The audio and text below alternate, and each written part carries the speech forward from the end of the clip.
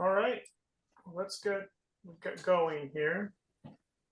So thanks everyone for joining this next installment of the Digital Cave Survey presentation series. During the presentation, please keep your mics muted so we can clearly hear the presenter. Please do feel free to write questions into the chat. Thank you, Rick, for doing that throughout the presentation. And afterward, there will be some time for verbal questions. So last time out, we had Bert Ashbrook kicking off the series with an overview of paper versus electronic sketch. That presentation is now available on the NSS Survey Cartography section YouTube page. And I'm also going to paste in this URL of the, if I can find a place to paste it, of the SAC's website that lists these presentations, so everybody has that. Tonight, our second talk in this series is our second talk in this series. And this evening, our speaker is Derek Bristol, a caver who may not need an introduction, but certainly deserves one. And I apologize for the interruption. I've got to change the speaking language in the Zoom. And in addition to deserving an introduction, many thank yous to Derek for all the help that he's given to members of our caving community to help them become safe and competent cavers. Derek is a highly experienced cave explorer who has spent years developing and refining techniques for caving, including surveying, sketching, vertical techniques, and training others. He's known for his meticulous approach to reporting and documentation, and has contributed significantly to advancing caving techniques throughout the global caving community. Derek's a fellow of the NSS, and received the Lou Bicking Award in 2022. In 2016, he and Peter Johnson received a merit award for something I thought was super awesome, completing the 526-foot climb of Perseverance Dome in Hell Hole in West Virginia. He's also been recognized for the time, effort, and professionalism he puts into creating and sharing videos, tutorials, and his time to help other cavers develop effective and safe techniques for caving. He generously shares that expertise through his website, derekbristol.com, and YouTube channel, where he offers detailed tutorials on everything from vertical techniques to advanced digital sketching methods. He's been known to give talks at grotto meetings to help out in NSS convention training events and present in online meetings like this one tonight. His passion for teaching others has helped countless cavers improve their skills. And on this point, in fact, it was on a Mammoth Cave trip in May 2014 where Derek introduced me to the Disto-X surveying device. And that on that trip let me be the instrument person. I was immediately hooked. And after returning home, my wife Rachel and I ordered the parts from Biot Ebe and assembled our first Disto-X, which we still use today. So like many others, Derek's guidance launched me on a multi-year journey into digital cave survey and sketch. Beyond sharing his technical expertise with others, Derek does actually go caving. Among other adventurous pursuits, he has extensive experience in a great many caves around the world and participates in other activities like whitewater rafting and extended backpacking adventures. On this last point, he's about to embark on a hike of the Pacific Crest Trail in the Western US. Tonight, he'll be sharing his knowledge on paper and digital sketching techniques with us. Eric, please take it away. Thanks, Aaron. That was a generous introduction. All right, let me try sharing my screen.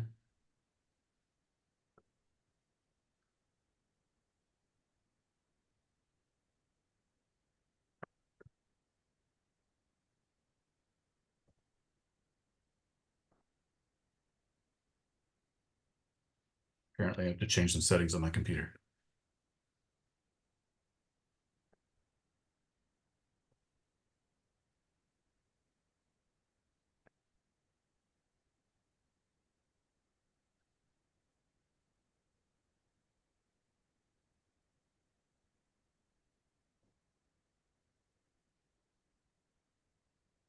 How's that?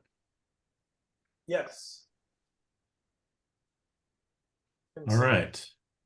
Cool. All right. Yeah. Thanks again for the introduction. Again, my name's Derek Bristol. I live in Boulder, Colorado. I do a lot of caving here in Colorado. I've been caving since 1989, or at least wild caving. And I got involved in cave survey and exploration pretty soon after getting involved in, originally with recreational caving, as most of us probably got started that way. And really got hooked on exploration. And so a lot of the other caving stuff I do, I consider a means to an end, but exploration is sort of the main thing that drives me. And I'm always looking for faster, more efficient ways to do that. And digital devices and digital sketching is one of those things that I've found to be a pretty handy tool. Um, and so always looking to improve the quality of survey data that we bring out of the cave and finding ways to be more efficient while we're underground is something I strive for. And I appreciate the nod, Aaron, introducing you to the Disto X2. This will be nice to as, as well, because we just ended here. so, Bo, I think you could put yourself on mute, maybe. As with most things, I was introduced to it by Lynn Brucker. I think I did my first survey trip with the original Disto X maybe in 2012. And it was the first survey trip that I did where we surveyed 100 stations in one like 16-hour trip. And I was kind of blown away by how cool a device it was. And it was a little unfortunate you couldn't get them at the time. So as soon as the Disto X2 was released, I was kind of first on the list to order one. Anyway, I'm going to talk about digital versus paper sketch. This is a very similar title and subject area to what Bert covered in the last talk. And so I tried very hard not to avoid some overlap with what Bert discussed, and I found that difficult. So there's going to be a little bit of overlap. I covered a couple of things that Bert talked about. I revisited a little bit of it just because there were a couple things that I thought were super important. So I cover them again just for emphasis. But there's a few differences. I kind of approach it from a little bit different angle than what Bert did. So I wanted to talk a little bit about the history. And this is not a very exhaustive history here, but I think the original Disto X, so this was the first it may not have even been the first, honestly. It was the first that was like more widely available, I guess, device that was like an all-in-one digital survey device. So it was based off a laser rangefinder, which were available before 2008, but these were devices that were used just for measuring distance. And so some people were using them to replace fiberglass tapes for cave survey. And even that was kind of handy. If you could use analog instruments for measuring azimuth and inclination, and then a laser rangefinder for distance, there were certain advantages in that, not having to drag a tape through caves, especially caves that were delicate, that had gypsum formations and things like that. There were advantages in using rangefinders for distance. And if you're surveying really large rooms and you want to, see how far away that rock is or see how high the ceiling is, they're pretty handy for that. But the original Disto X was a modified Disto, like a Disto A3, that incorporated a magnetometer and an accelerometer so that it could give you the azimuth and inclination combined with the distance. So those are the three key data points that you need for any cave survey. And so it came out in 2008, but it was not widely adopted. It had there were some challenges with it. It was, I never had one myself, but I think they had a reputation for being difficult to assemble and build. You had to take them apart and solder the boards in, and they were fairly complicated to put together. And then they relied on, I think they relied on like alkaline or lithium external, what do they call them, like disposable lithium batteries. And so every time you change the batteries, you had to recalibrate them. So they would go out of calibration quickly, and the calibration process was kind of onerous. And so they had a reputation for not staying in calibration for very long. And anyway, again, my first experience with them was Lynn Brucker had one at Mammoth Cave and loaned it to us for a survey. And I was pretty impressed with it. It's a pretty amazing device. But that Disto X came out in 2008, and it came out in parallel with software called Pocket Topo that ran on Windows mobile devices, which was a digital sketching software, and it was basically available for free. And the whole package was kind of described as paperless cave survey. So the whole idea was you had a digital instrument, and it would send the data through wirelessly by Bluetooth to a pocket device, and then you could create a bunch of splays, draw the walls, and sketch on that pocket device, and then export your sketches digitally. And I think they were exporting. They were in a format that was like something that could be read by AutoCAD. Illustrator could import that and read it, but they were a little bit difficult to work with. It took a lot of steps to convert those files into formats that most cartographers were working with. But at the end of 2013, beginning of 2014, he, the Swiss guy that developed the Disto X, came out with the X2. These were much easier to build. They also had an integrated rechargeable non-magnetic battery. They were much easier to calibrate, and they held their calibration for longer. And they were more widely available, both the Leica Disto rangefinders that they were based on, and the boards, the modification boards, were more widely available. And so things really took off, I think, after that. And software developers started building various applications and stuff to work with the Disto X2. So digital sketch sort of came along and became, and digital survey in general, that sort of really took off at that point, I think. But the original vision, I think, was to replace both the instruments as well as the sketching devices. But I think, at least in North America, it was mostly the instrumentation that got replaced. So Bert mentioned in his talk that it is possible to use analog instruments like a Suntu tandem or individual, compass and inclinometer, and get analog data, and you can input that into some of this software and do digital sketch, but it's not a terribly efficient process. And I think if you try it, you'll find it's probably more efficient and just makes more sense to just sketch on paper if you're going to do it that way. So the real power of these digital sketch applications is if you use them in conjunction with a digital instrument where you can get the data wirelessly through Bluetooth.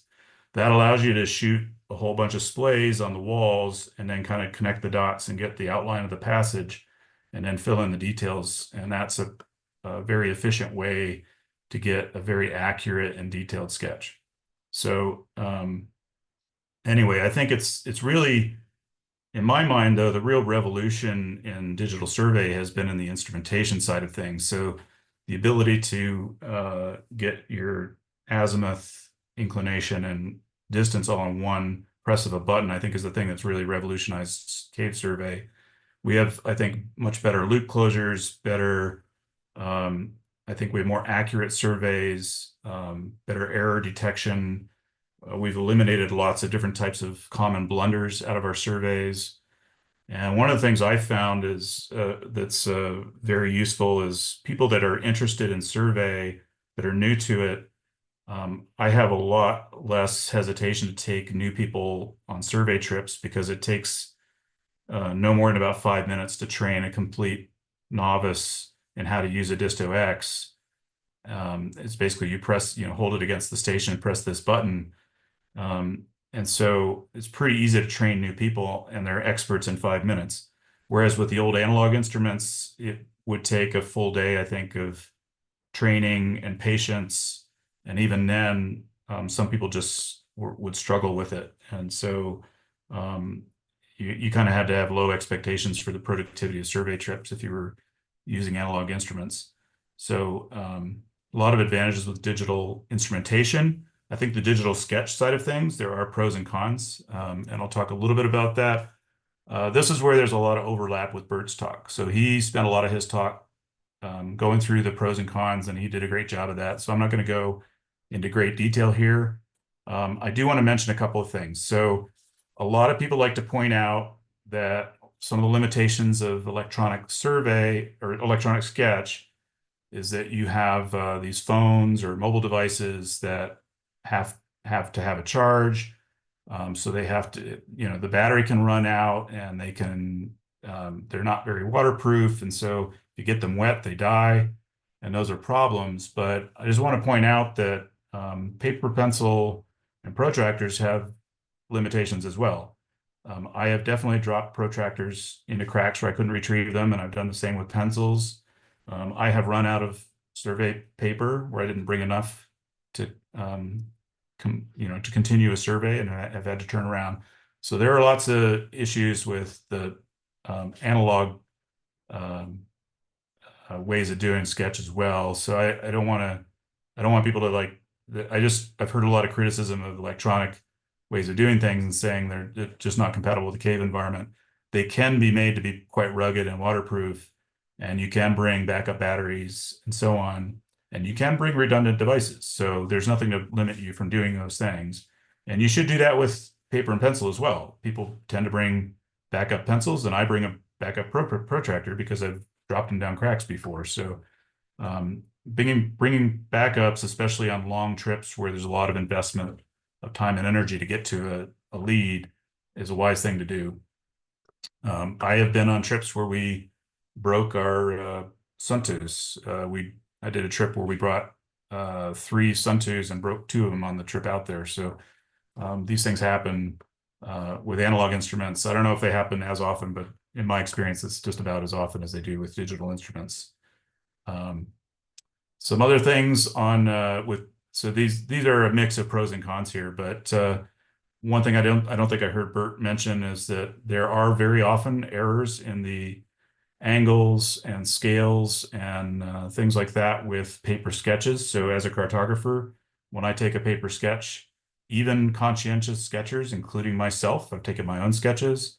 When I line them up with the line plots in Illustrator and go to trace them, sometimes they don't line up very well. So sometimes you make mistakes, sometimes small, sometimes large.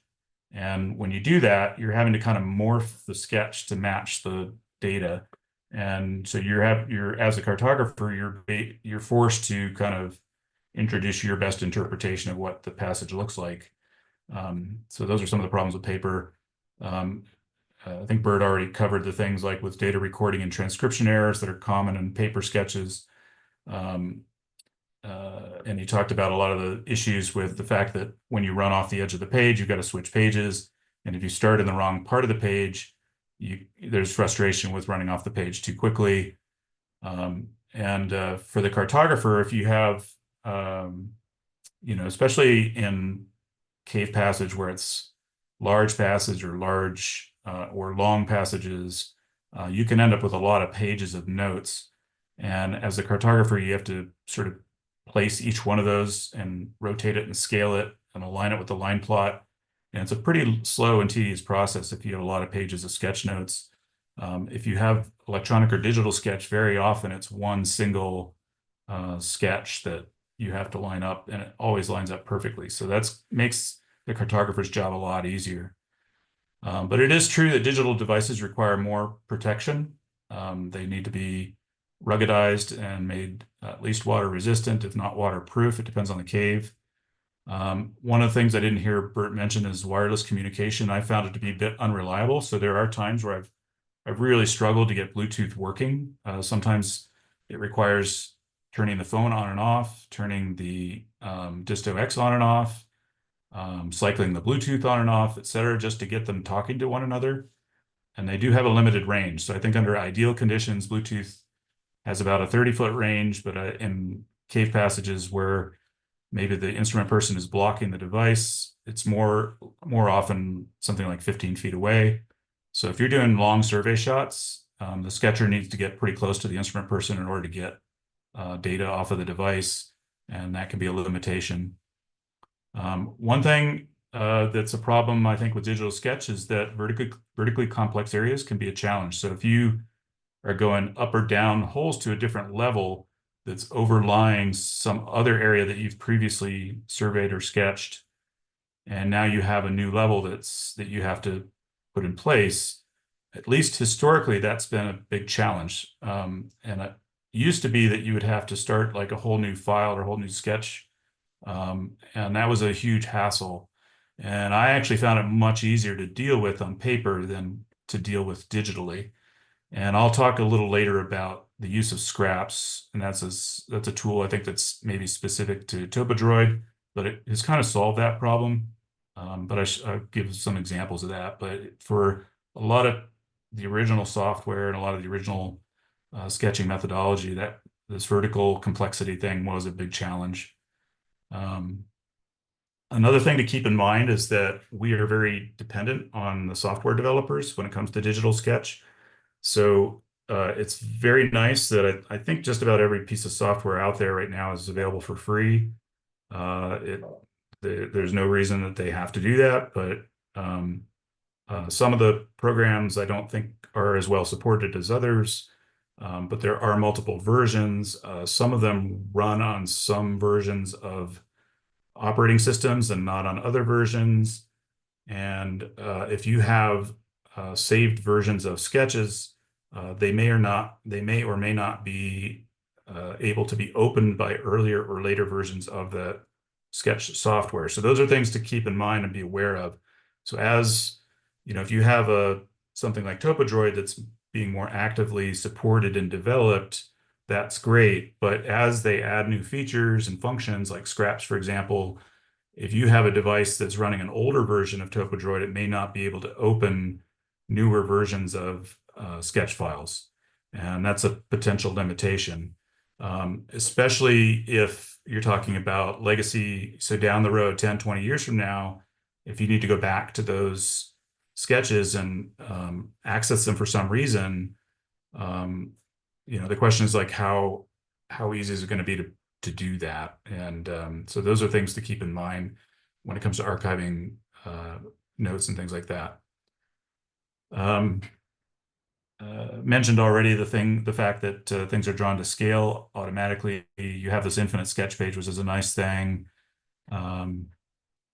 Recording backsites can be difficult. Like it's not typically these digital devices only pair to one instrument, one disto X or one brick at a time.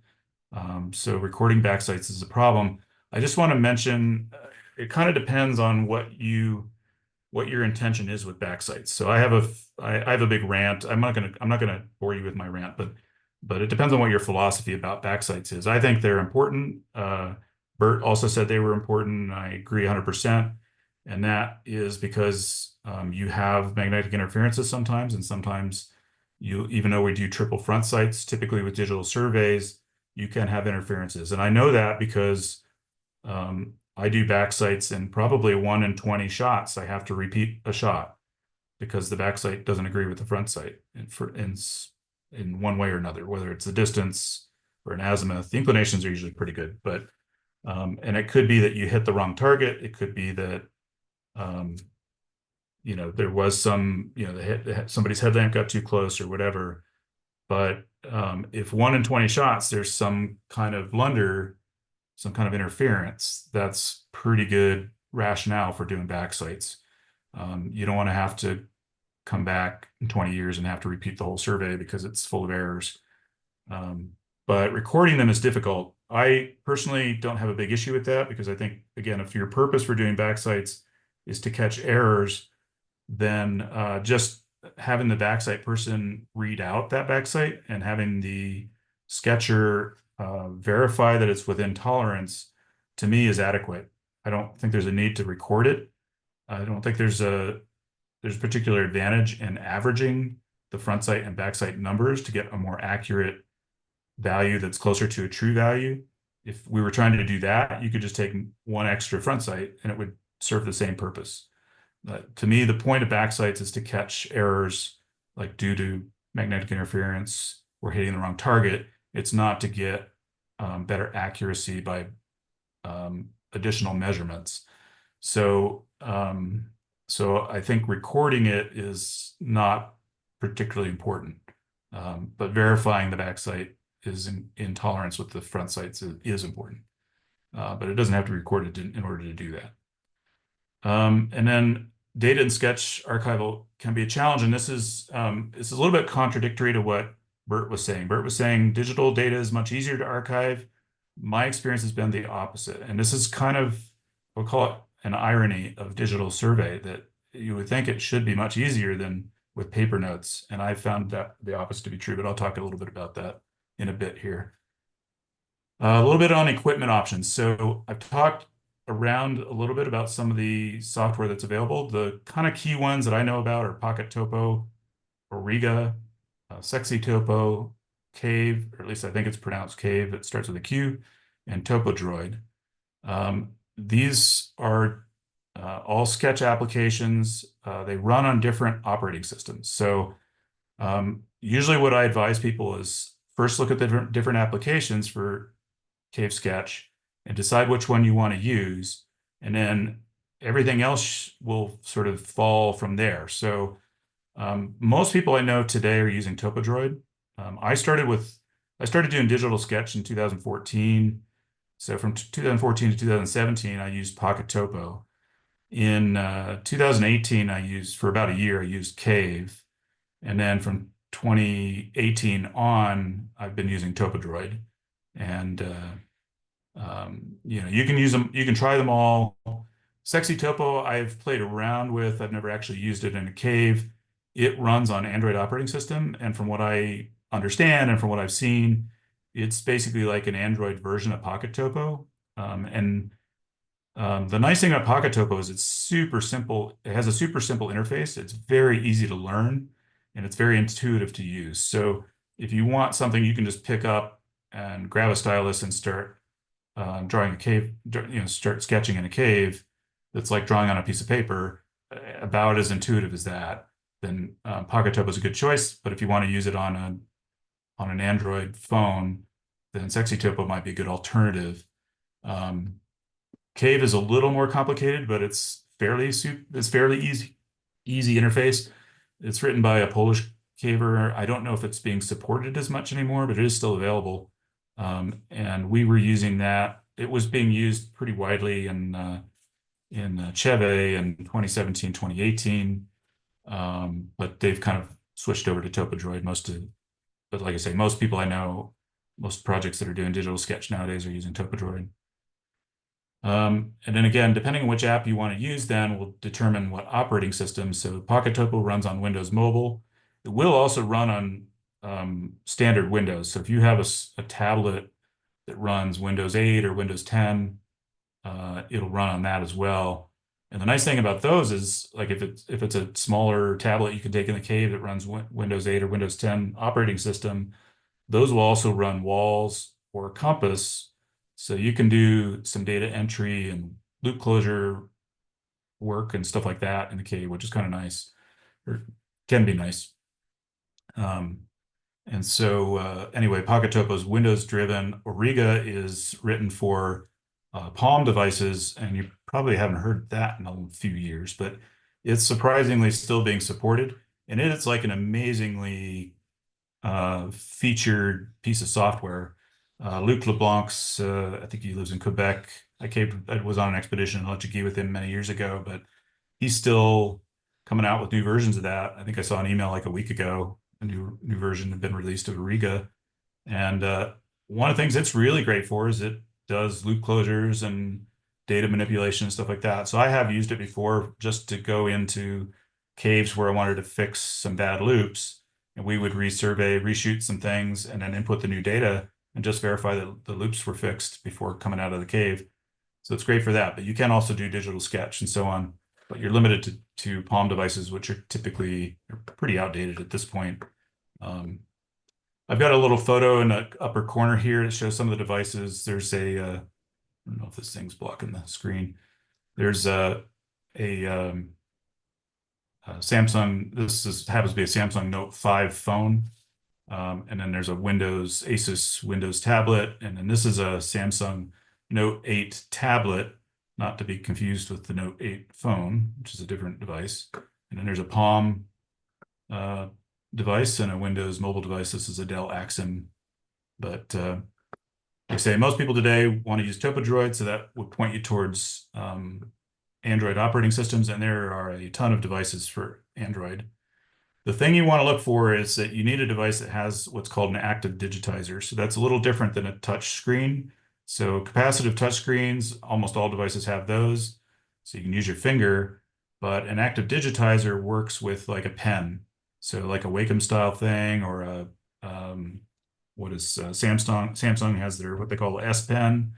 And I don't know exactly how they work. I think they might have a little magnetic device in the tip, but they're a much higher precision pointing device. And you need a device that has an active digitizer to be able to sketch with the kind of precision that you'll want for quality sketches.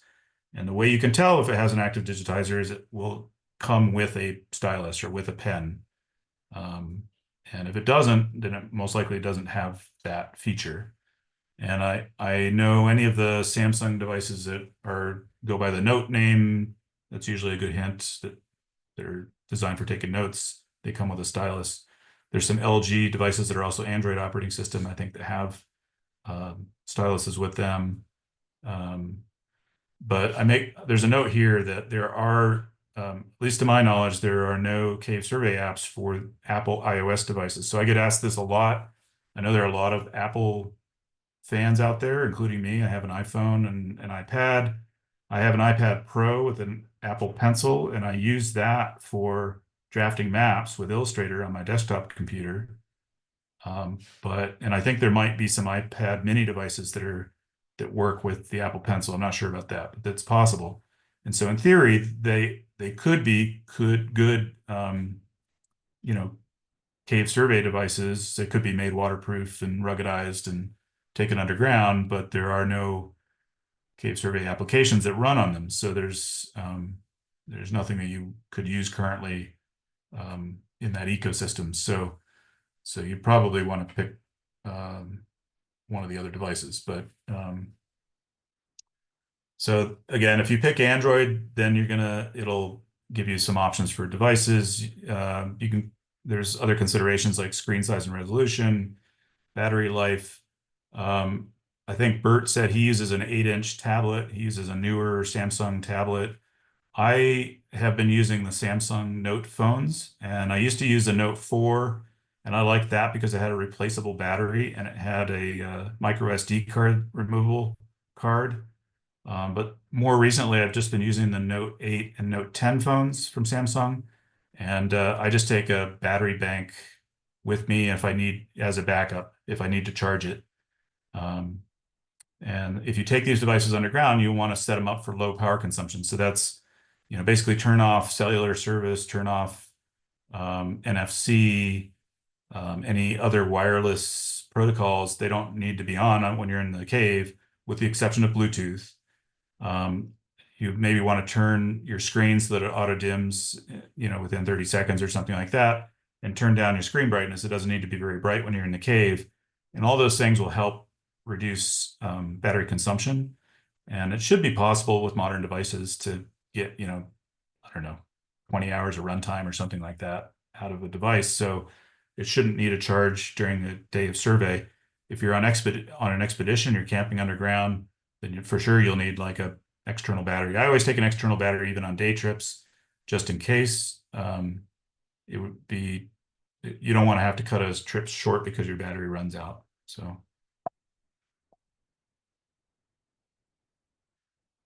All right.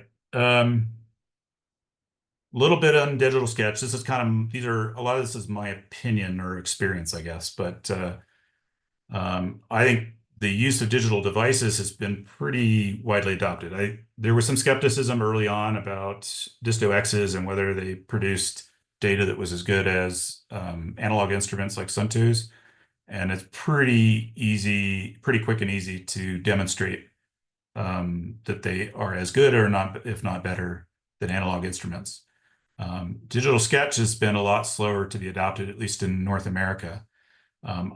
I have found that digital sketch is pretty widely accepted across Europe, but the culture there is different. And in general, I find that surveyors and projects there kind of favor, they just want to find out where the passage is going. and they don't put very much emphasis on these highly detailed maps like we tend to have in the US. So they aren't drawing every rock. They aren't particularly concerned about accuracy and detail in their sketches.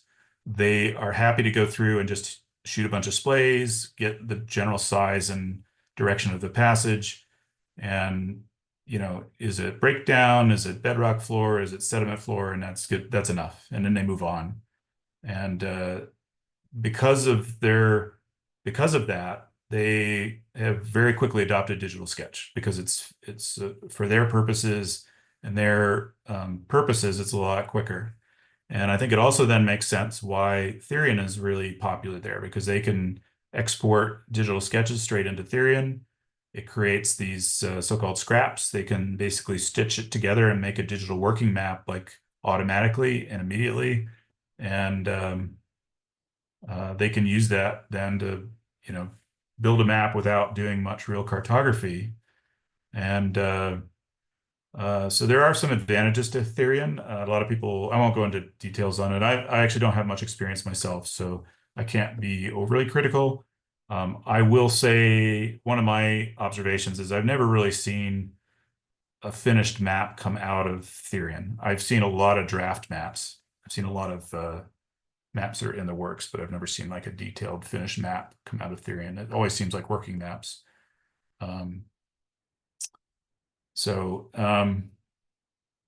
Anyway, other things with digital sketch, it has potential to be much more accurate than paper, especially in larger passages and larger rooms. So you have the ability to do as many splays as you want, and I generally try to mentor my instrument people and tell them, like, if we're in really small passage, you don't need to do tons and tons of splays. If the passage is 3 feet wide with parallel walls, I don't need a lot of definition. But when we get into rooms that are 50 feet wide, go nuts. And that's I've heard that referred to as poor man's LiDAR. You can kind of define the walls as well as the ceiling and the floor for your profile sketch, and the laser rangefinder gives you better definition of where those walls, ceiling, and floor are actually located. And so I think in that sense, it can give you more accurate outline of the passage. And I mentioned there again that digital sketching, it often requires some additional training of the instrument person. So usually when I go in on a digital sketch, I ask, it's pretty common that I'll have an instrument person who has used a Disto-X before, but I'll ask them if they've been on a digital survey. And sometimes yes, sometimes no. But if they want some advice, I start the survey by telling them what I want for splays and explain it to them. If they don't want any help, I leave them alone, but I kind of watch them on the first couple of survey shots and see what they're shooting at. And if I feel like I need to step in, I'll step in, but I don't want them just sort of randomly shooting around the room. If they're shooting rocks in the middle of the room, that doesn't help me. I want them to shoot what I would consider to be the walls, the ceiling, and the floor, and that's all. And I want enough definition forward of the station and behind the station, towards the previous station and towards the next station, to be able to define those walls and the ceiling and the floor. And so I give them a bit of coaching on what it is I'm looking for. But I find it, because digital sketch isn't as widespread in the US, that a little bit of coaching for the instrument person to get better splays for these purposes is usually required. So, real quick on TopoDroid, again, it's most widely used application, I think, these days. Some nice things about it is it does have compatibility with most of the usual instruments that are available today, Disto-X2s, Brick 4s, and 5s. One of the really great things about it, I think Bert mentioned the learning curve with these digital applications, which is true. But the really nice thing about TopoDroid, if you go to the main menu settings, which is like from the main screen, there's 3 dots in the upper right-hand corner. You can go down to this thing called activity level. And I think when you first install it, it should be, I think it's set at normal. But you have these 5 levels: basic, normal, advanced, expert, and tester. And basically, it gives you the ability to set how many features you want in the app. So if you're struggling, like if you don't know what the different icons are at the top of the menu, um, set it at basic or normal to start off with until you get comfortable with that. And if you want more features, more advanced features, you can start going up in level.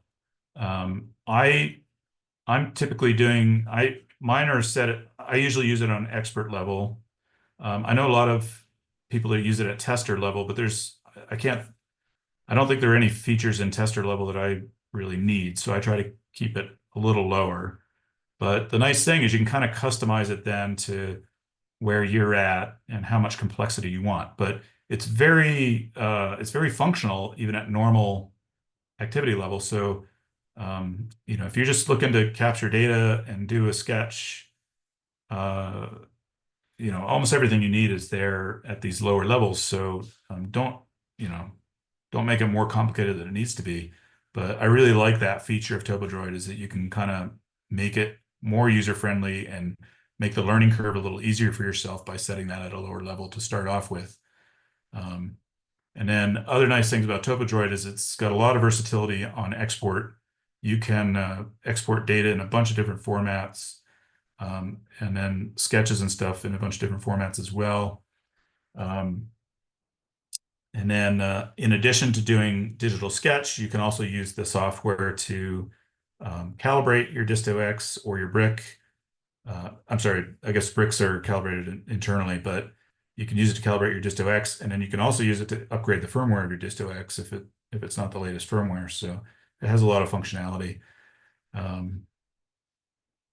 So that's TopoDroid. And I mentioned earlier this idea of scraps. If you haven't seen it before, I'll just show you the general concept here. This is not a tutorial on how to use scraps, but if you have an area that has some vertical complexity or just some complexity in general. So I've got a set of scraps. So the three images on the left here are all plan views. And this is an area in Legang's cave. It's in Borneo, but it got a little complex. Like we started going up a level and it kind of the passage cut back over the top of itself. But you can just create a new scrap. And what it does is it just takes the data you've already got and it creates a new sketch layer. You can create a new plan view sketch or a new profile sketch. It's up to you. And then what it does is you can still see the survey shots and splays from the level below or above, and you can see an outline of what you sketched, just the outline of the passage, almost like a shadow layer. And then you can sketch on top of that. And so in this example, the plan view are those, again, the three images on the left, and I've done three different levels using the same sort of outline. And then I can piece those together when I do the cartography. And then on the right side, the three images on the right side of the screen there it's the same area, same thing, but it's a extended profile view. And same thing, there's like, it's gotten complex where it's kind of zigzagged behind itself. And I've created scraps there where it's these different layers where I can see the outline of what I've sketched previously. And so I can see how they connect to one another. And this really makes the whole process a lot easier when you have this this sort of complexity. In the past, it was much more difficult to deal with. But to me, this is a big game changer when it comes to digital sketch, the use of scraps. I'm going to talk briefly about archiving. Again, I always found this kind of one of the ironies of digital is that I think it's much more complex. With paper sketches, when I come out of the cave, all my pages are already numbered. All my sketch pages have north arrows, scale bars. I've numbered the pages. They all have the name of the cave on them. There's a title page that has the survey team, the date of the survey. I've added up the survey footage, so I know how many feet of survey we've done. All of this information is on the paper notes, right? So when I get back home, all I do is I drop those into a duplex scanner. So it's scanning both sides of the page at once. I just put the whole stack in there and hit one button, and it creates a PDF file that's high resolution color image of those sketch pages. So within 5 minutes, now I have my paper sketches, which I paperclip and put in a filing cabinet. And I've got a PDF file, which is a digital copy that goes on my computer, and it goes into a file folder that is then backed up onto a cloud storage device. So I've got 2 digital copies and a paper copy within 5 minutes. And now the data needs to be entered into Compass or whatever, but the original data is still on those 3 copies. Like if the data file gets lost or corrupted or something like that, I can always go back and recreate it if I need to. So that's all the archiving that's really required. It takes 5 minutes. When it comes to digital surveys, it's not so easy. Like at TopoDroid, the actual original file is a zip file. So I'd have to save that off the device. But if I want to, if I'm worried about being able to read that later, then I also want to export the data. So I have that, whatever, if it's walls or compass or whatever, I export that data file. And then I may want to export the sketches. So each sketch page is its own plan and profile, SVG or whatever format I want to export the sketches as. And then those have to be taken off the phone or whatever and put onto my computer. And then I have all these individual files, and I have to put those all together into a folder, and then I have to back that up somewhere. And then there's no physical hard copy of that anywhere. So if my computer gets corrupted or something like that, there's a risk of losing it. I just find that the whole thing takes a lot more time, and I don't feel as comfortable about it being properly archived as I do with paper. And so anyway, I won't go through the details of this, but I just want to point out it's kind of one of the ironies of digital approaches is that I feel like it's actually more complicated. There is no real standard I found amongst different projects and so on for how this is done. When you create a digital file, I think there should be a standard for how you name those files so that you can find them later. And there doesn't seem to be one. So I've found like with major projects, they'll say, they'll name the file the Holectite passage.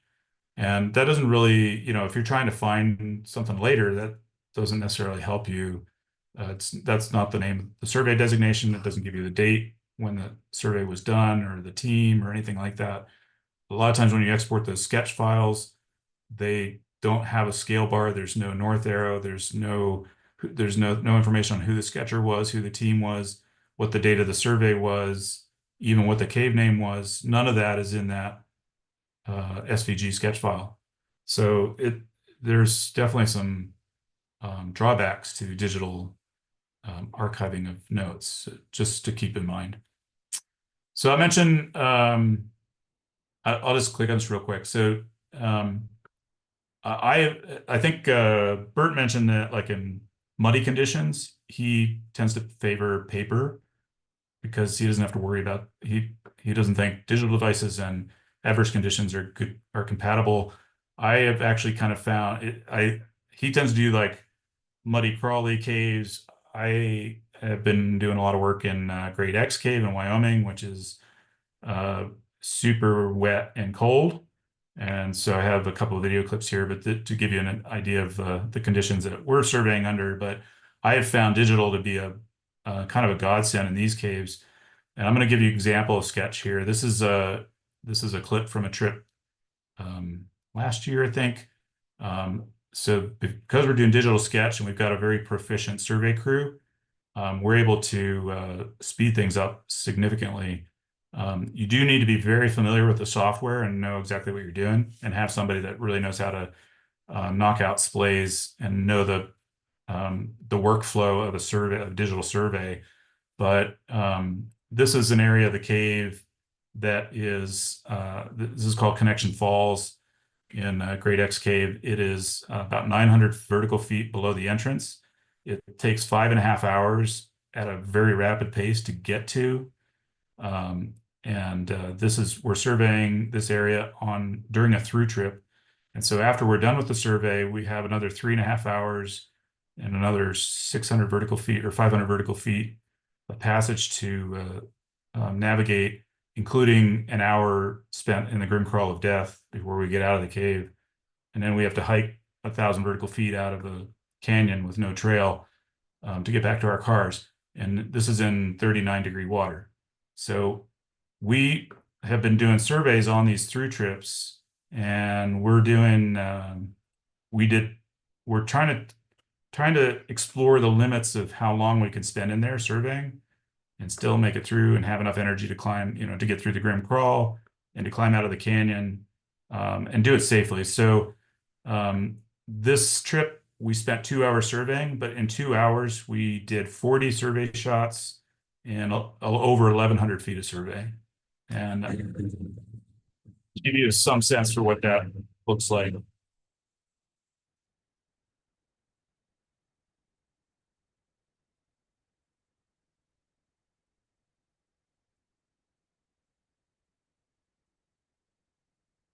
And it's pretty hard to communicate in there. So we'll do, I'll stay close to the front side instrument person, get the data wirelessly, and then I have to travel towards the backside person to get the backside survey shots. But this is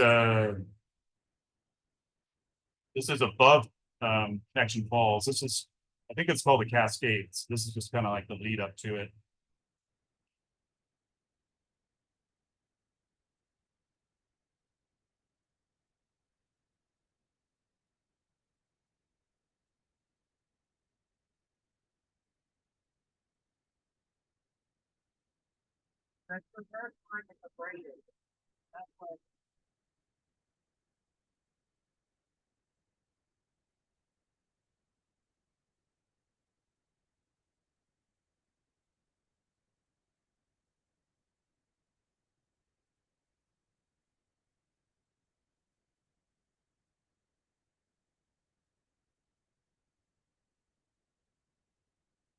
And right below there is Connection Falls. This is like the lead up to it. Connection Falls is about, it's like a 3-tier waterfall that drops about 50 vertical feet down. So that then there's a rope work involved there.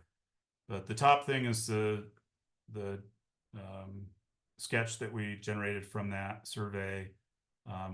Again, 40 survey stations, 1,100 feet of survey in 2 hours. I think on the next trip, we're going to try to do 4 hours of survey and see if we can't double that. We're actually entering the lower part of the cave now. This is like a resurvey effort, but it actually gets a lot longer and straighter passage below here. So I think we may be able to do longer shots and maybe do, if we're doing 40 survey shots, maybe do more footage than we did on this. So that's the Topodroid sketch this is just the plan view sketch above, and then the cartography version of that below. And then in addition to doing plan view, we're doing profile view as well. So the question often comes up, which is better? And it depends on a lot of things. Depends on the skill and experience of the sketcher, of course. And it depends a lot on how task loaded they are. So I've been on surveys where we split up plan and profile sketch. I have been on trips where I've also been responsible for doing rigging, and sometimes I'm trying to video the trip as well, which is another task loading thing. One thing that is a pet peeve of mine is if I am sketching and I come up somewhere and there's a passage going off or a hole or something like that, and I ask, what does that do? And nobody has an answer. I need to know whether to mark it as a lead or it's an alcove or what. So if I have to go check it myself, that's pretty inefficient. So sometimes I do a little mentoring. I usually do it passive aggressively, which I find very effective.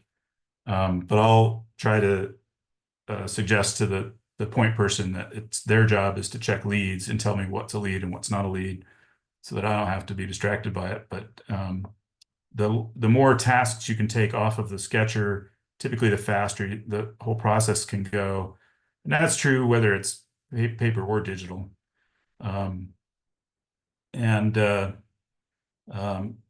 Again, whether paper is better or digital is better, it depends a lot on the type of passage. So I've found it in fairly, I don't know how to describe it, simple passage, like Vados Canyon that's 3 or 4 feet wide, parallel walls, oftentimes paper sketch can be faster than digital, or at least as fast. If it's a very complex, mazy area, sometimes digital is a better, more accurate and faster. But again, in crawlways and things like that, sometimes paper is faster. So it just depends. And then if it's warm and dry, I like paper a lot of times. If it's wet and cold, I like digital personally.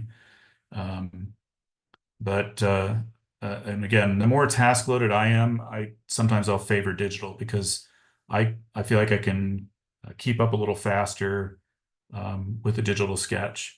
And the example on the right there is called Troubadour Borehole. It's this section of System Echeve down in Mexico, but this is like it's 60-foot wide passage that goes for that's about a mile of passage there, all in one sketch. And it's really much easier to sketch something that big with digital because you just hit these displays on the walls and just connect the dots to draw where the walls are.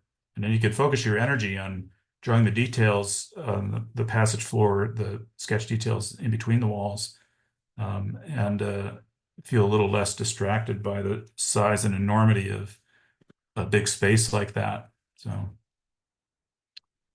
and then maybe I already answered this, but what system do I use? I'm probably about 50-50 nowadays, 50% digital sketch and 50% paper. And some of that is driven by the cave I'm working in. I do a lot of work in national park caves, and they're still using paper, or requiring paper. Wind Cave has been pretty open and flexible, and I've tried digital there, and I've just found that Wind Cave, we tend to do it's the nature of the cave that the shots tend to be short, and it's pretty mazy and complex, and I actually find it a little bit easier just to sketch on paper.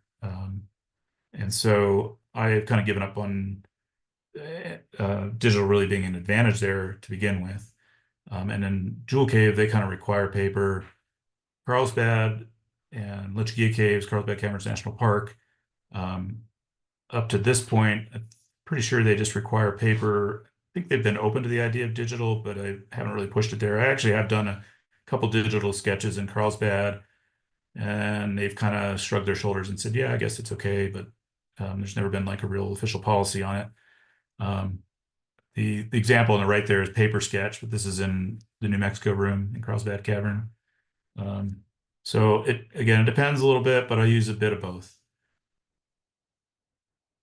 So I wanted to touch on sketch quality.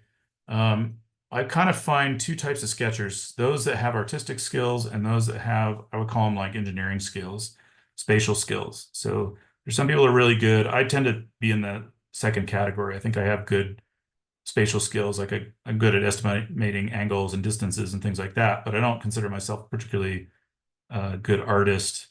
I think combining those makes the best sketchers. Able to make a pretty sketch and make it accurate at the same time are the best quality sketches I've seen.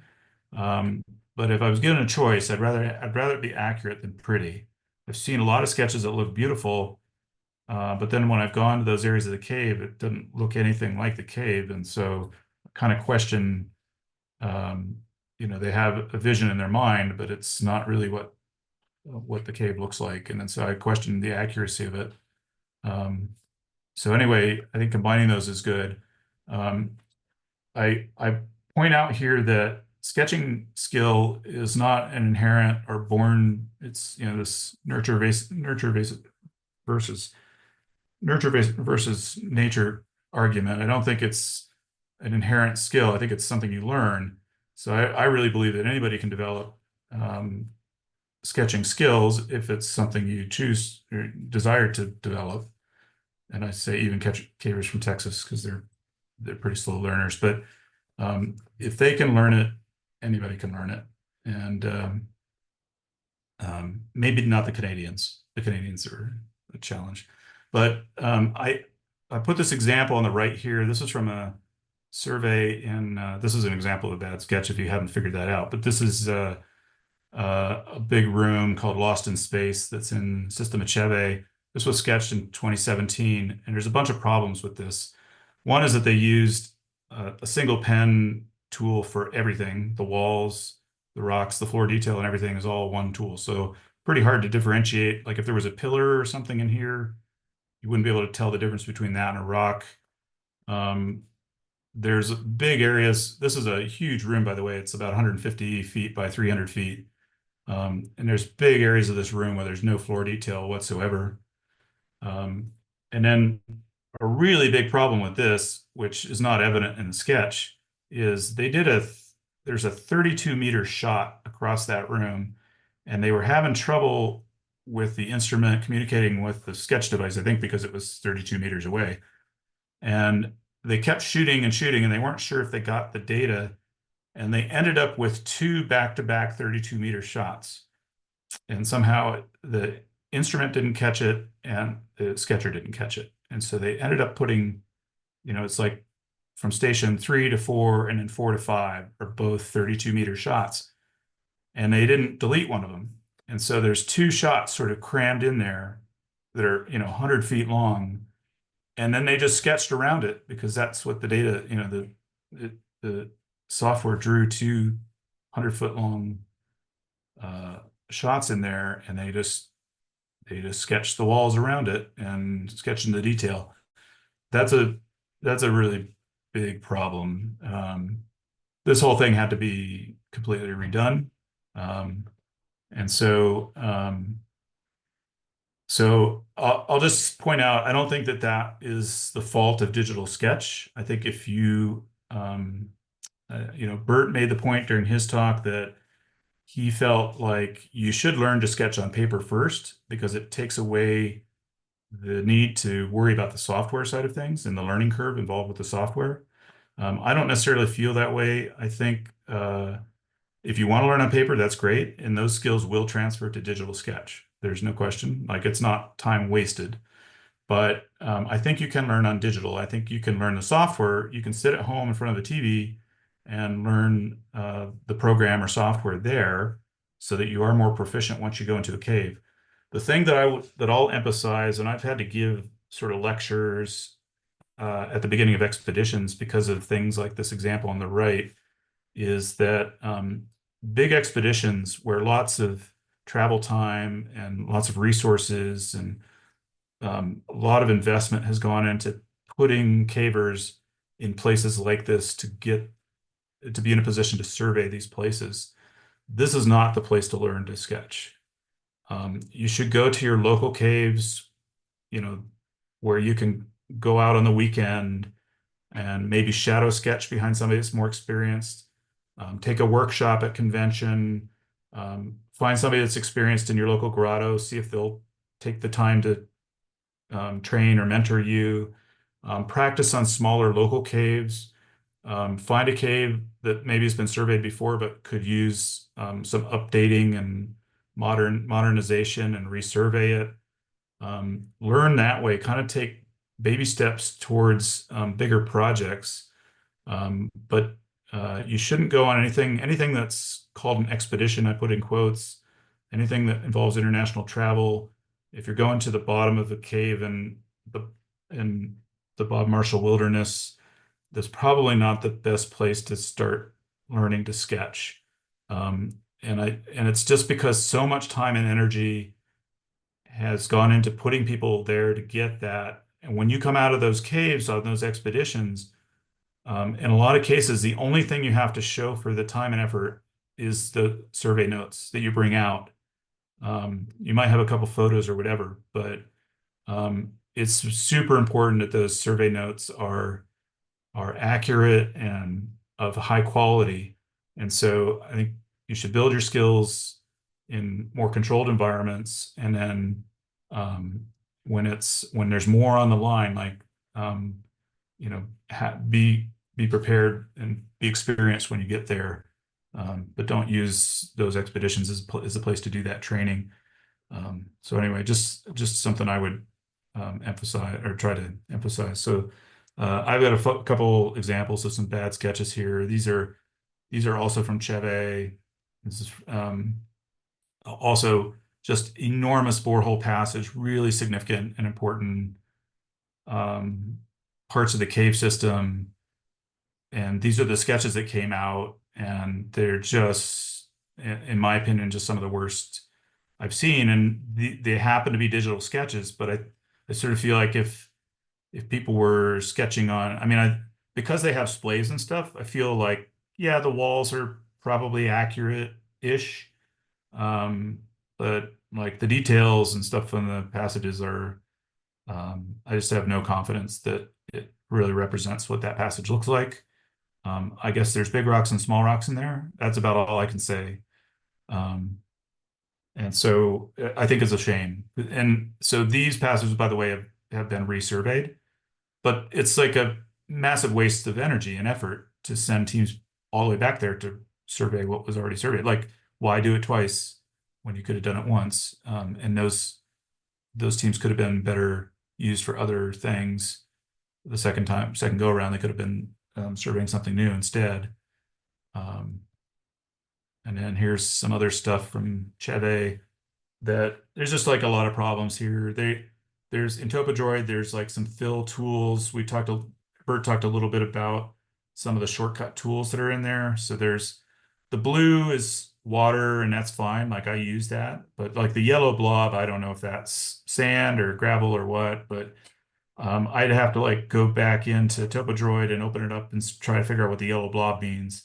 But then you've got things like the red is the walls, but then the walls aren't continuous. And there's a green line there, and I don't know what the green line is. And there's purple lines. The purple lines, I think, they're either pits or ceiling ledges, but I can't tell which they are. If I look at the profile view and then kind of line it up with the plan view, I can start to kind of figure it out, but it's just a bit of a mess. And so these, again, this is like, I would almost, in some cases, like say it's like maybe worse than useless because it's been surveyed, but I hate to, like I'd almost like rather just leave the line plot on the map instead of trying to use this because I just know it's not accurate. I just know the cave doesn't look like this. And to try to draw this, I feel like it's misrepresenting what's there. I believe in the data, I just don't believe any of the sketch detail around it. And I don't want to like single out digital sketch. These are some examples of paper sketches. The one on the left there says breakdown leads everywhere. And then I don't know what they drew. It's like some half circles and circles. And there's some triangles, which are survey stations. I get that. But it's just a jumble of things. And then on the same survey over there on the upper right says breakdown madness from WHJL 22 to 35. So there's like 13 survey stations, and they're just like a pile of triangles with a bunch of circles around it. And then the one at the bottom right is my favorite. It says no sketch, sorry. So they had a bunch of data, but they couldn't be bothered to draw a jumble of rocks and say breakdown madness. That was too complicated. So I don't want to single out. So anyway, I guess my point is you can be bad at paper sketch and you can be bad at digital sketch as well. Don't let the digital sketch be an excuse. And so this is my final slide, I think. But so what makes a good sketch? Here's some tips and tricks. Keep continuous walls that are easily differentiated from other drawing elements. Just make sure everything is drawn clearly and accurately. Make sure you have good detail in the passage, and so draw everything neatly. Take your time. So when you're starting out, you're going to be slow, and just accept that you're going to be slow. But put quality ahead of speed early on. The speed will come as you gain experience. You will get faster and you'll get more efficient. Anyway, so there's some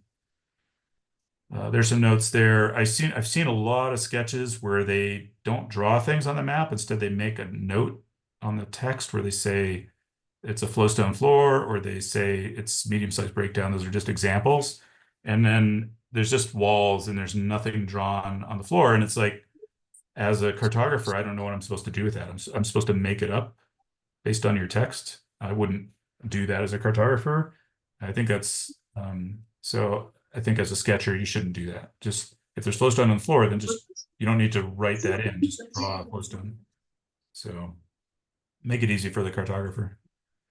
So anyway, I'll finish there. I do have, I think Aaron mentioned I have a website. I haven't updated it in a long time, but it's derekbristol.com. I do have some stuff in there about cave survey, some electronic cave survey stuff. I've done some videos in the past on it. If you want more information, that's a place to go. And I have some things you can download for use in surveys and sketching.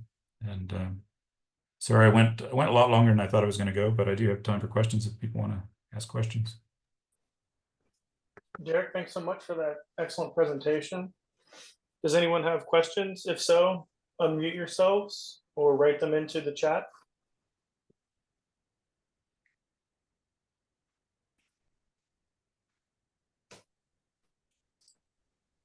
Hey, Derek. Oh, I'll be next. Hey, Sure. Andrew. I wanted to ask a question on calibrations of digital instruments. How often do you or other cartographers or surveyors calibrate digital instruments? And do you have any advice or things to watch out for there? So I'll tell you my practices. I see I think Lynn Brooker's on, and I know Aaron's got a lot of experience in this as well. So a lot of the CRF folks at Mammoth Cave, I would look to as the experts in this area. But and it varies. It probably varies a little bit from instrument to instrument. I've been hearing that like the Brick 5 seems to hold its calibration a bit better than the Disto X2 did. But in general, my experience has been if I do a fresh calibration on a Disto X2, the way to check it is you shoot between two stations and you rotate it on each of its four sides. And then you go to the other end of that survey shot and shoot back. So you do a back sight and rotate it onto the four sides again. So you kind of get 8 measurements, and you kind of just look at the range of values. And I generally have found that like with a freshly calibrated instrument, that range should be within about a half a degree or so. That's better than it needs to be, at least for most of the projects I'm involved in, like our front sight, back sight tolerances are 2 degrees. And so if you're less than half a degree, you're doing pretty good. I know I've heard some people say they get better than that, and that's fine. It's not a competition. Anyway,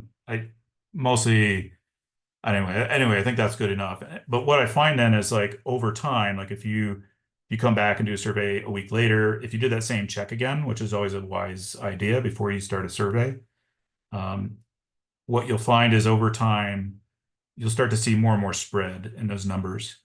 When it starts to get to be about a degree or more, I usually think that's the signal to do a new calibration.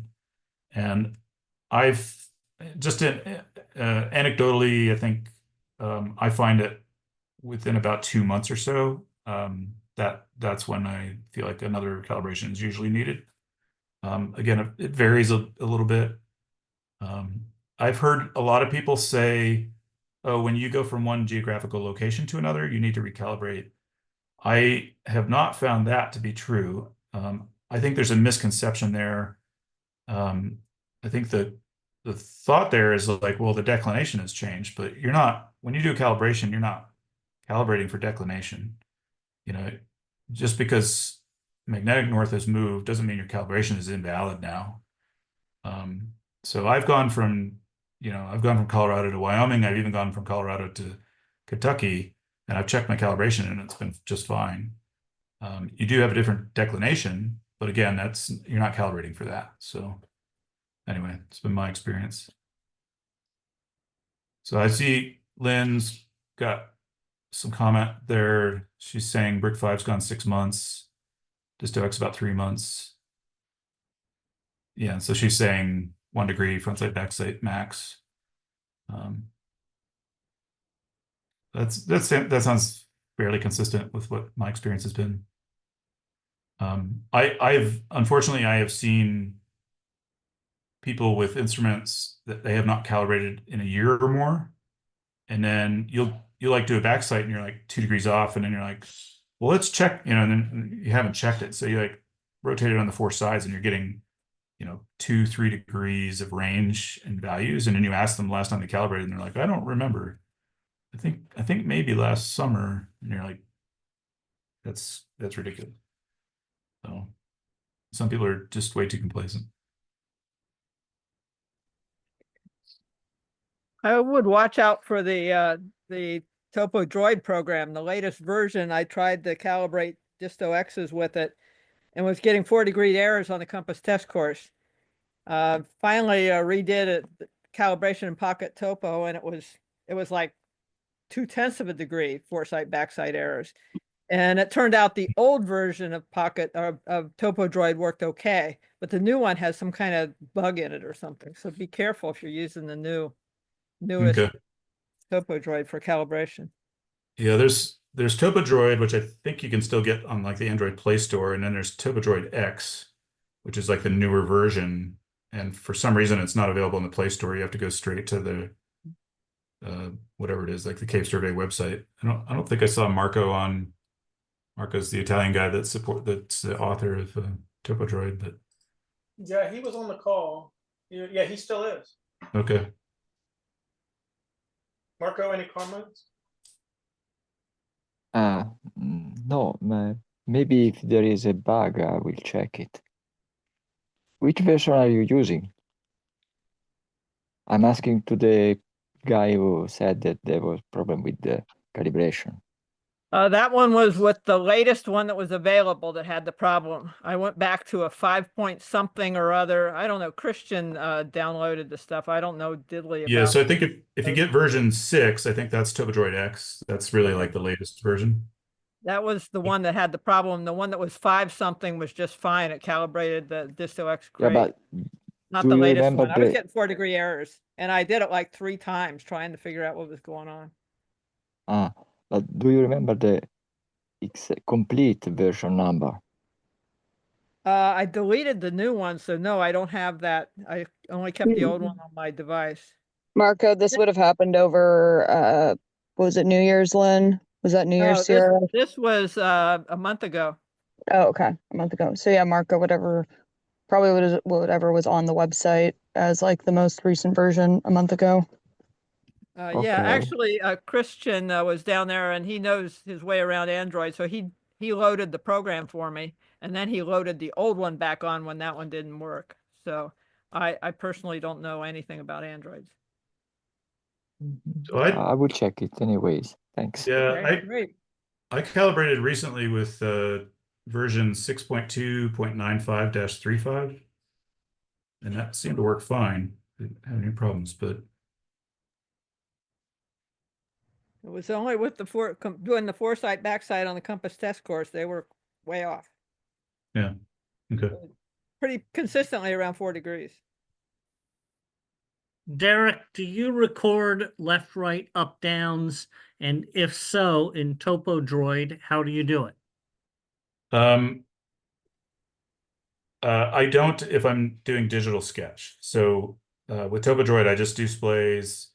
If I export to Compass, I think there's a setting in there. I don't know if it's in the export settings. I can't remember, or if it's in the import into Compass, but there's a way to like automatically generate LRUDs, because I don't think Compass is well set up to deal with displays. But I think there's a way for it might be Topo Droid is generating LRUDs when it does the export from those displays. Yep. But if I'm just doing I'll just say it's a little like your philosophy, like what's your philosophy on backsights? Like in my opinion, 95% of the reason for doing backsights is to catch errors on the front sight. And so there's no real need to record them, in my opinion. And then with LRUDs, what's the reason for recording LRUDs? And again, like to me, 95% of the reason for LRUDs is to give you some framework for accuracy in your sketches. Like where am I going to draw the left and right wall? Where am I drawing the ceiling and floor? And if I have splays, that's like way better than LRUDs. And so if I'm doing digital sketch and I've got splays, I don't need LRUDs for anything else. Like it's So they're not really important other than as a guideline for sketching to me. So that's, again, that's my philosophy about them. But so Michael's being shy, but if anyone didn't see in the chat, he's mentioned in the chat, Michael Ketzner, that he made like a tool that will export them out. So if anybody's interested in that, open up the chat.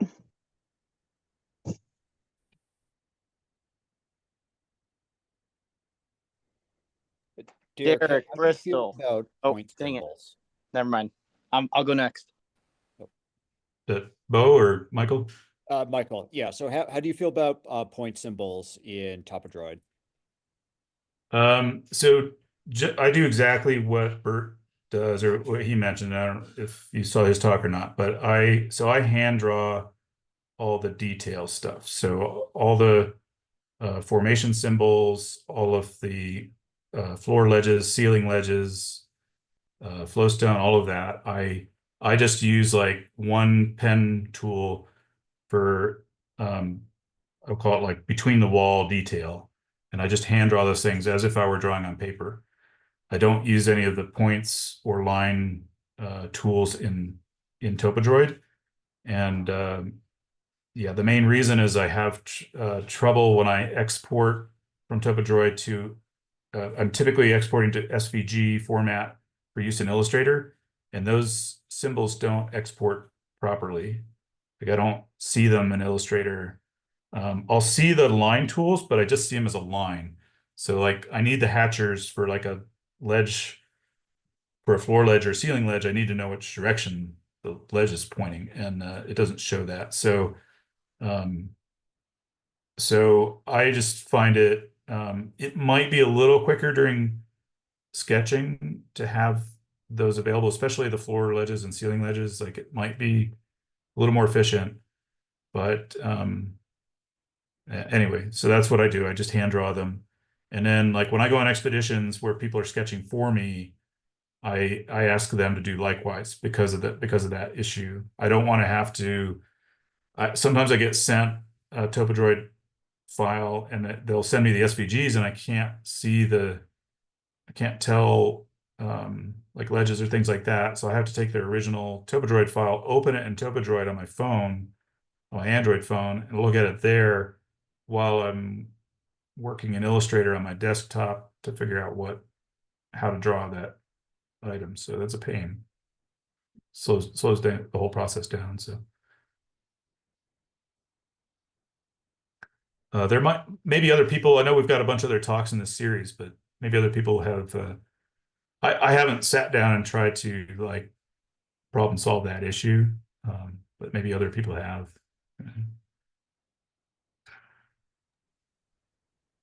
My solution so far is just a. Go ahead, Bo. Oh, I had that exact same question, so that covered that one. But then you open a new question. So when you export as an SVG, I did this like one time, and I just exported it as a PDF, and scaled it from there. What's the difference between exporting it as a SVG? And I'm talking about putting it into Illustrator. So I just took the PDF and scaled it into Illustrator. What does it do when you export it SVG, and do you put it in SVG exporter and then Illustrator? If you export it as SVG, I mean, it's a scalable vector graphics file. So I don't know the difference between that and PDF. I think PDF is more of an image file, right? So yeah, so you're getting actual like layers for your walls then, or yeah, in whatever. SVG you have different layers, so you can like Okay. select. Yeah, you can select different drawing elements. Right. I think Bert talked a little bit about. I forget how he described it, but sort of like quick cartography or whatever. Sort of like the concept maybe being you could take the elements that you already drew, which you sketched in the cave, and because you've exported it as an SVG, like you could move those drawing elements into the proper layers in your Illustrator file and not have to trace them or draw them again. Okay, I see. I don't do that. I use even though I export it as an SVG, I just use it as an image. I redraw everything. because I have my own symbols and my own line tools and all of that in Illustrator. I don't find, so yeah, I just retrace everything in Illustrator. I just put everything in a sketch layer and just use it as an image, basically. Okay, cool. Thanks.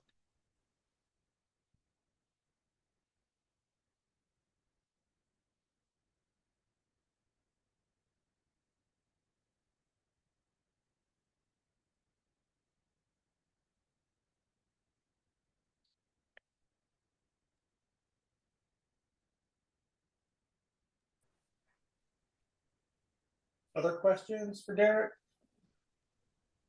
This is Ray. I put something in the chat on older swatches and symbols. Can you make some comments on that? It's right at the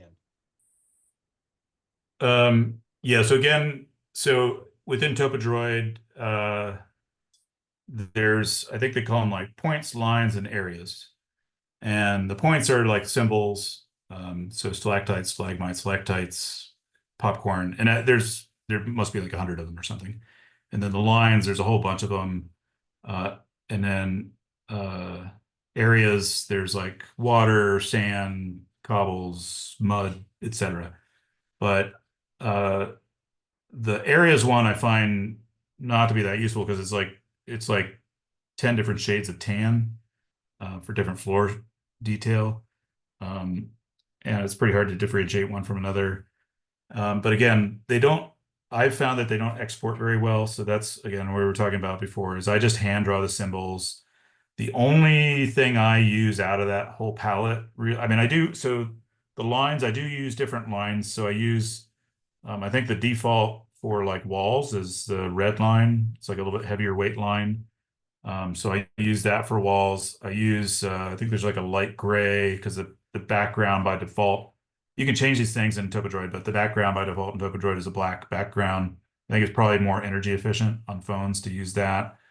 And so I draw the details. It's like a light gray line tool.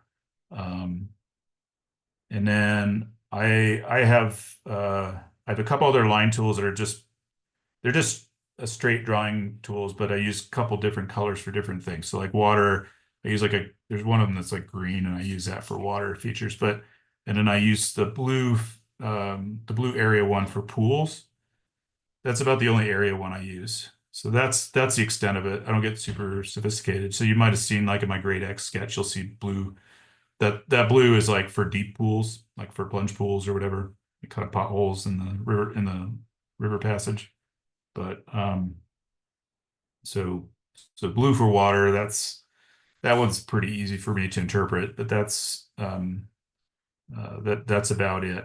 And like I say, everything else, ceiling ledges, floor ledges, rocks, even like sediment, mud, bedrock, floor detail, I hand draw that stuff. So even sediment, I just kind of use the stylus and make little dots for sediment or silt. I draw a flowstone by hand, just as if I were drawing on paper.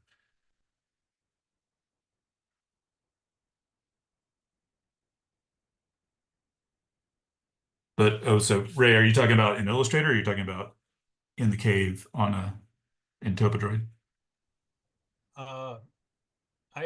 I'm taking printed notes that were scanned in on a very old Adobe Illustrator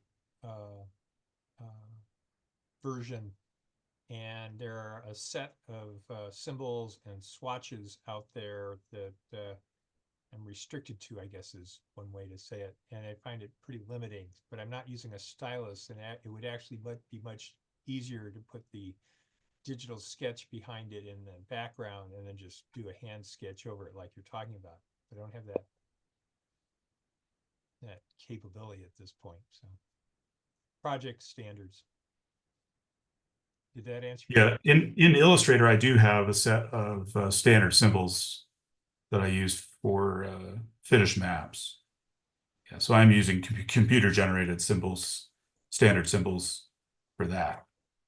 And I've tried to, for larger projects like Carlsbad and Lechugia Cave and so on, I've tried to get my set of symbols to become the template standard for use in the project. I don't know that's if I've gotten that accepted or not, but that was I had a selfish motivation to try to get that to be the standard that other cartographers would have to use.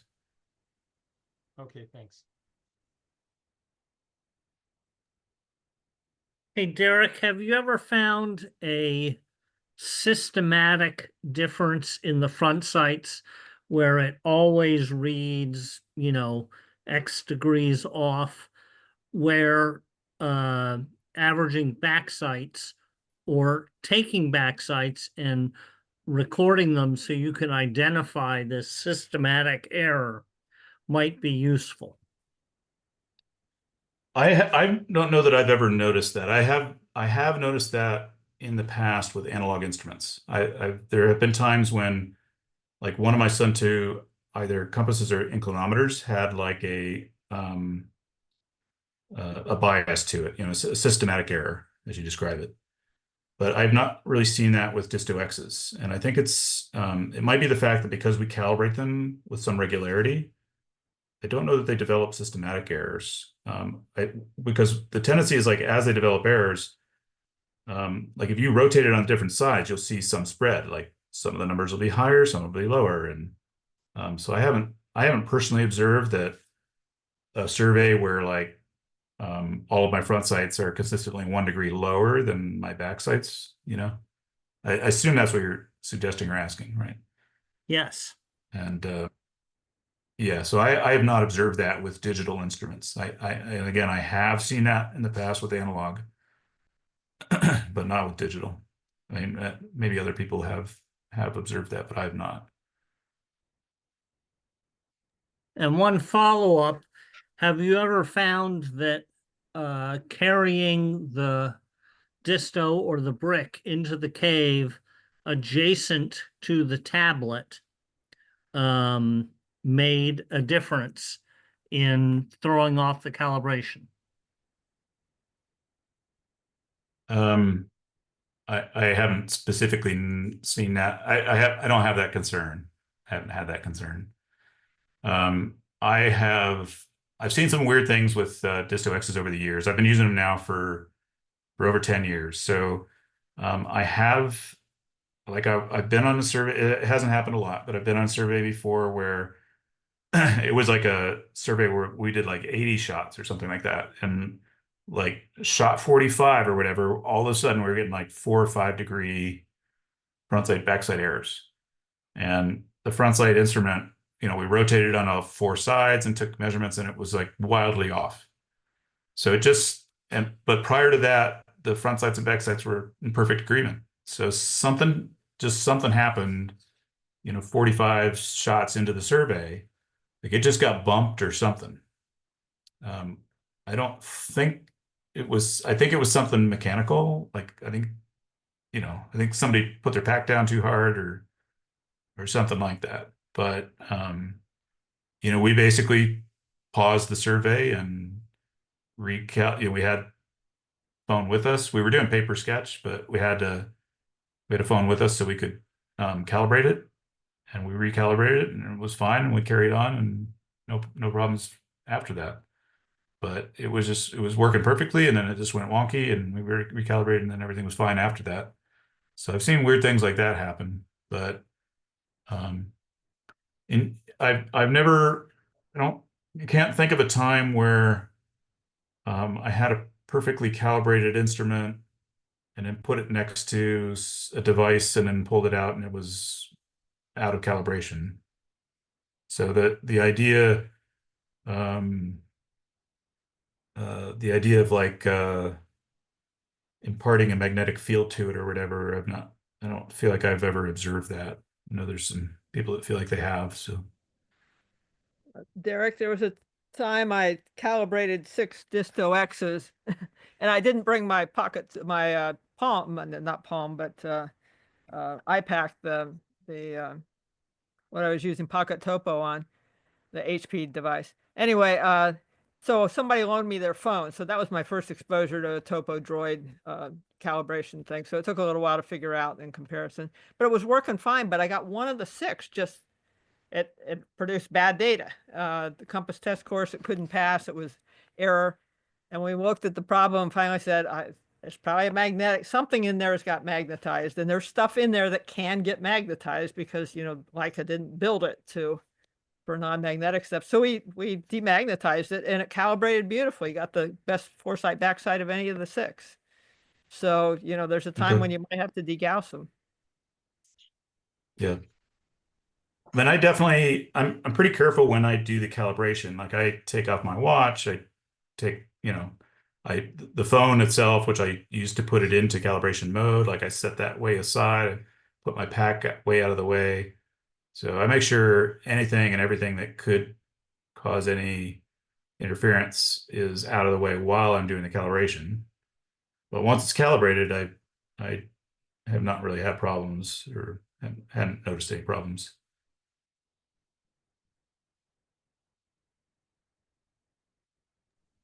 Okay, I've got to ask, this is Ray, I've got to ask if there's different, more current tools that can import older tool versions into their formats. For example, Topo Droid I haven't used yet, but I've got Inkscape and CorelDRAW from 12, 15, 18 years ago. Can I, there's is there a list of which current digital survey tools that you can bring things in from other vendors? For example, Adobe Illustrator will bring in Inkscape versions as well. See where I'm going with this? Because I've got older maps that are digital that are there, and I would like to get them into a more current tool.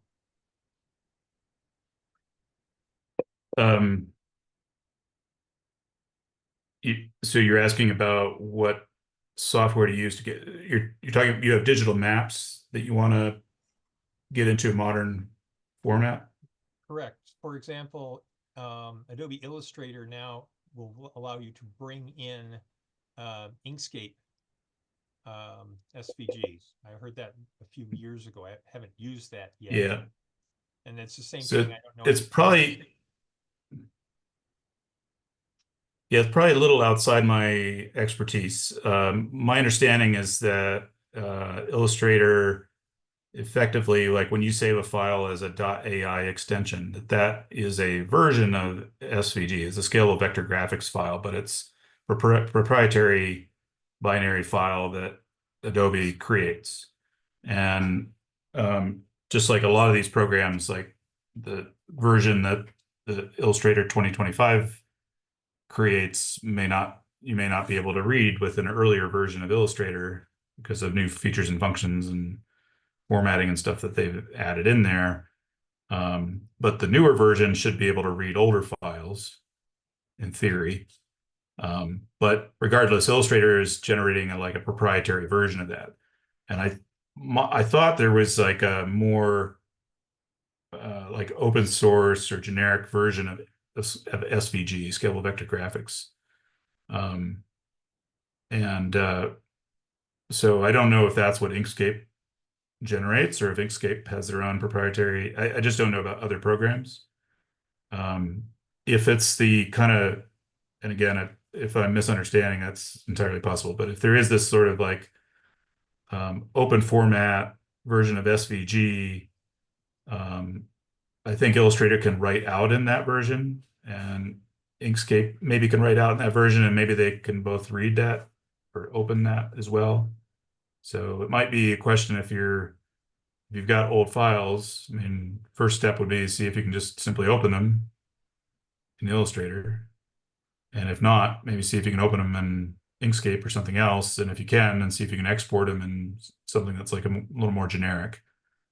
Like I say, one of these generic SVG formats.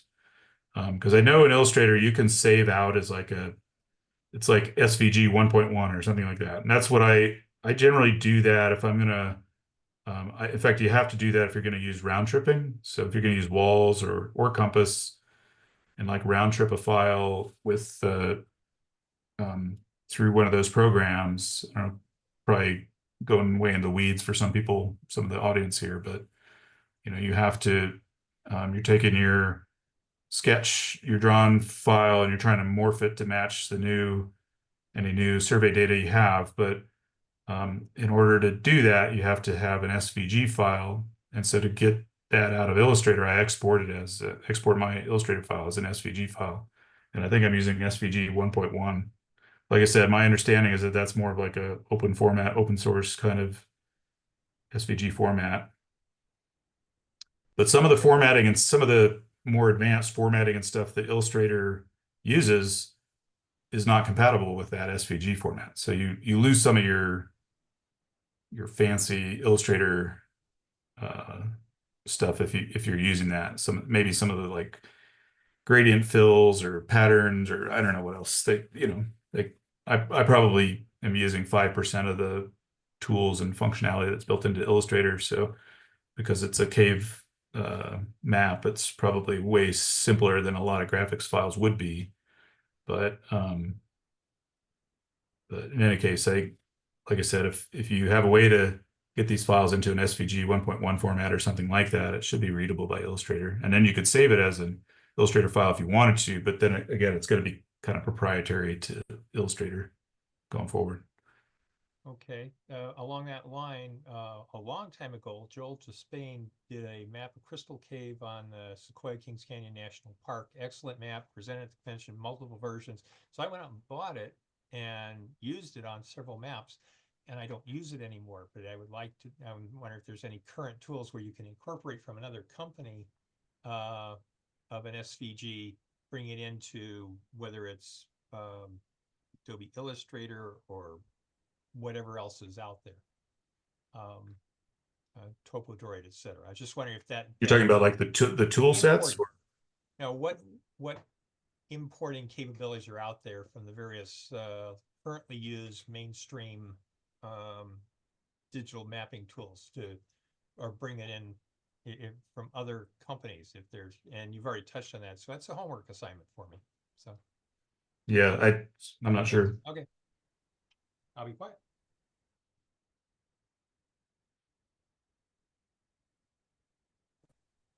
Hey, Derek.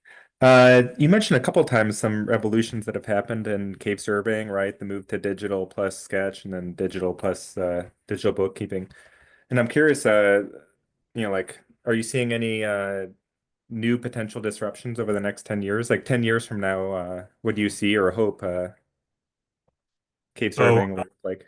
Yeah, I don't know. I mean, I'm sure a lot of us have seen LiDAR maps and things like that, which are seem like next generation. I don't know if they'll really replace the kind of cartography, the kind of survey and cartography we do. I mean, they have the potential to, I suppose, but it kind of gives you a different type of map. It's like the flat two-dimensional maps that we generate are a bit different. I don't know if you can generate that from LiDAR.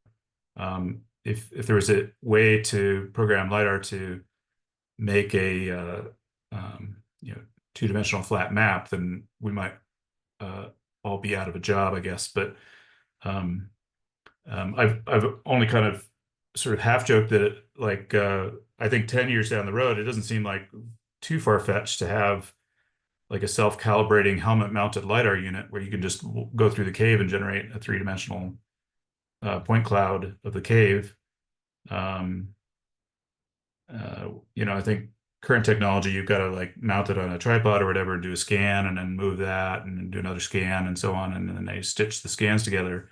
But if there was a way to have gyroscopes or accelerometers or some combination of those things built in where as you move through the cave, it knows how far you're moving and what direction you're moving, and it can continuously scan as you go, and it has the capacity to store all that data. That could be sort of revolutionary. And I think a lot of people have probably seen that movie Prometheus with the orb that floats through the underground tunnels and creates a three-dimensional map automatically. It's sort of something that doesn't seem like all that distant possibility with current technology. But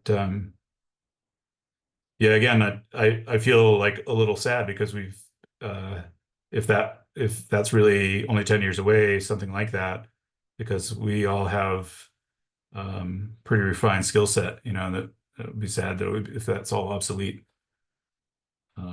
But it's part of the evolution, right? We we do these cave surveys, we put a lot of our life and our energy and stuff into it to make something that's better quality, more accurate, more detailed than the previous generation.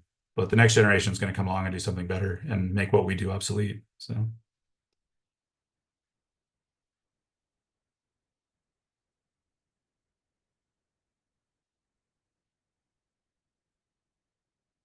Circle of cartography or something. I don't know.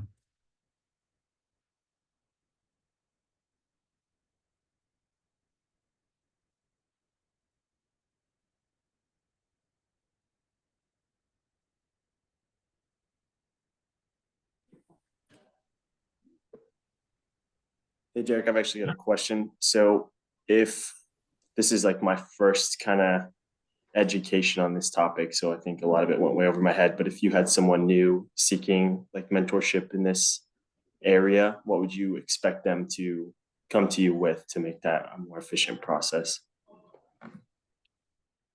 Somebody looking to get into survey in general or digital sketching or just I just have a background in like GIS, so I think it's an interesting, like cross of my studies and a hobby, just however that would best integrate. Yeah, I mean, like GIS, I think of as like it's definitely like a parallel topic to cave survey. I mean, GIS for caves is there. I think Aaron could maybe comment. I think there've been talks even through the survey and cartography section on GIS. There are a lot of people that are pretty have much better skills than I do in that area, and so yeah, I guess depending on where you live, I mean, there are a lot of states that have state cave surveys, and a lot of those are pretty active. So there are the state cave surveys are doing a lot of ridge walking, looking for cave entrances.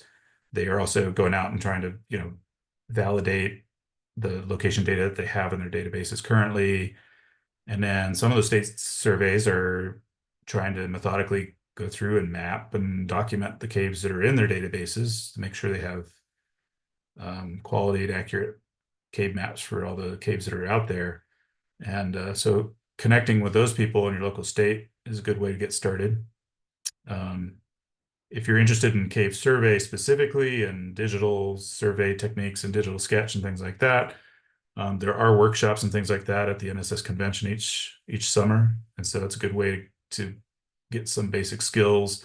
There are some YouTube videos out there on basic things, and then if you can find a local project, like I know for where I live in Colorado, like one of the more open projects we have here is Groaning Cave Project, which is the longest cave in Colorado. It's a 15-mile long cave.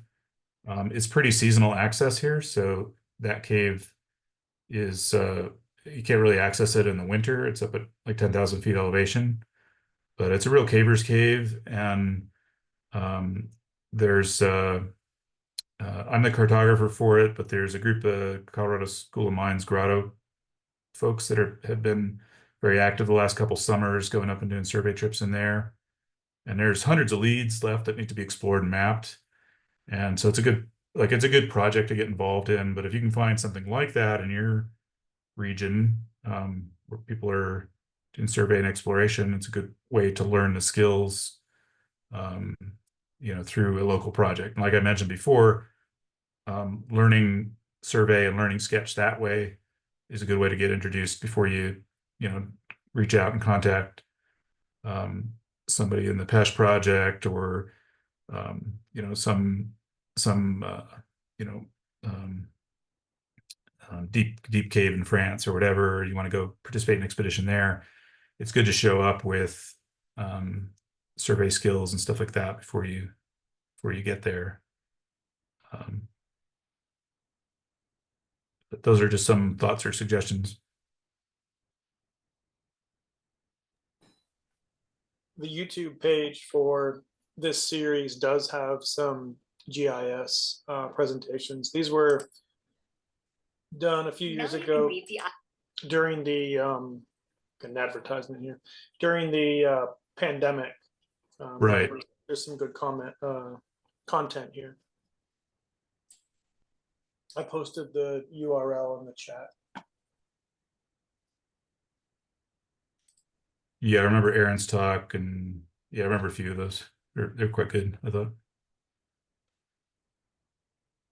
Yeah, there's ArcGIS, there's QGIS. Here's georeferencing. Actually, did you do this one? Your registration form. I did not. You did not. Okay. Yeah, like I said, GIS is really not my area of expertise, but was that Mike Bicko. Guy from Virginia? What's this?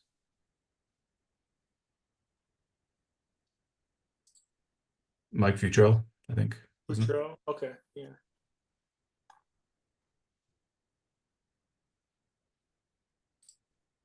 He didn't put his name on his cover, so I think it was Mike Futrell. Okay. Yeah, he might not have been able to, since other folks typically handle this, but I'll mention that to Aaron Addison to get some people's names on there. All right. Any last questions for Derek as we wrap up? Okay, well, Derek, thank you again for presenting. Really appreciate you sharing your expertise with us.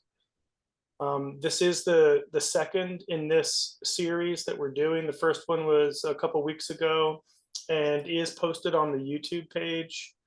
I shared, and I'll do it again, this site that Bob Hoke is managing for us.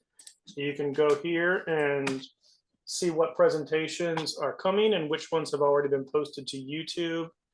We'll get Derek's up on YouTube as soon as possible. In a couple of weeks, I'm going to talk about the data side of this.